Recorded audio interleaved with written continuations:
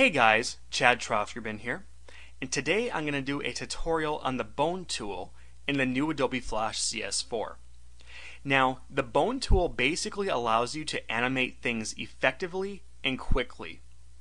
I've been animating in Flash for a number of years, and I can tell you that I don't know how I lived without this thing. It really is that good. So, let's dive right into this and let's see what it does. Okay, first you're going to need a drawing on the stage, and I have one right here already. And it all needs to be on one layer. So go ahead and just draw something on the layer on the stage on one layer that you can manipulate.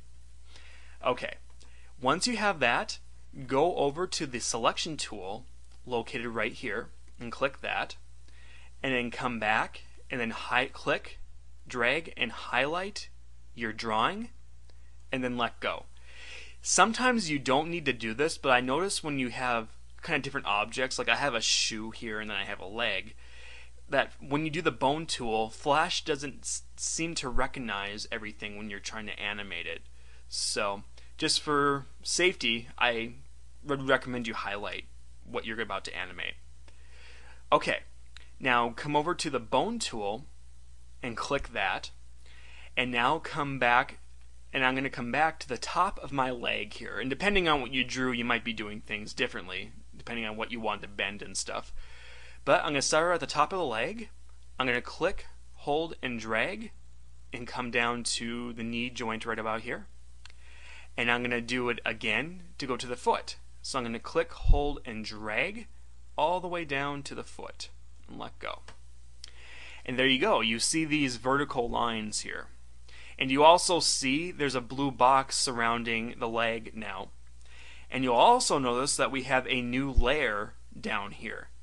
Basically, what we just did was when we created the bone, we grouped the entire drawing together, and at the same time we made a new layer. And this is an animation layer for bones. And basically this allows Flash to automatically animate your bone that you just created. So, okay. So how do we animate this thing? Well, let's go back to the selection tool right there and click that. And now let's go down to the bottom joint here. And when you highlight that bottom joint, notice a bone icon appears next to your cursor. So that means you're near the joint. If you click, hold, and drag that, you'll notice that you have some range of movement here. I mean, a lot of range of movement here, actually. You can do a lot of different things with this. And if you release it, it snaps into place, and there you go. And of course you can move it around however you want. Of course there's a danger here. I mean, if we go like way too far here and release, you'll notice that there's like a gap here. And this is one of the reasons why I like to animate with symbols. And you can animate bones with symbols. But I'll get to that in a later tutorial, since it's a little more complicated. Anyway, let's just bring our leg to a starting position, like right here. Now let's say we want to animate this leg moving up. We can do this very simply. If we come down to our timeline here, we can go to a certain point on the timeline and move the leg up, and it'll animate up. And to simply do this, let's just for instance go to frame 20. We control click and go to insert pose. And that's pretty easy to remember because you're making a new pose for the leg. So, and see, if we come back to frame 1, we're right here. If we come back to frame 20, it still looks the same. But we can change that by simply clicking on this on frame 20 and clicking the bottom joint, as I showed you before, and then moving it up. And then let's move it right about there, and then we release.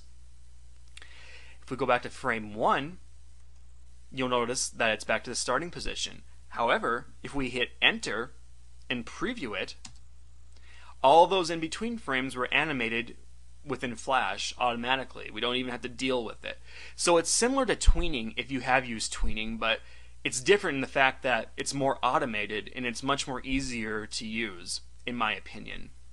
So, and that's pretty much the Bone tool.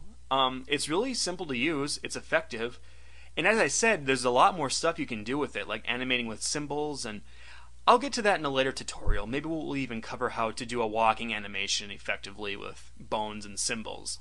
So, well, I hope you guys found this helpful, and I'll see you guys next time.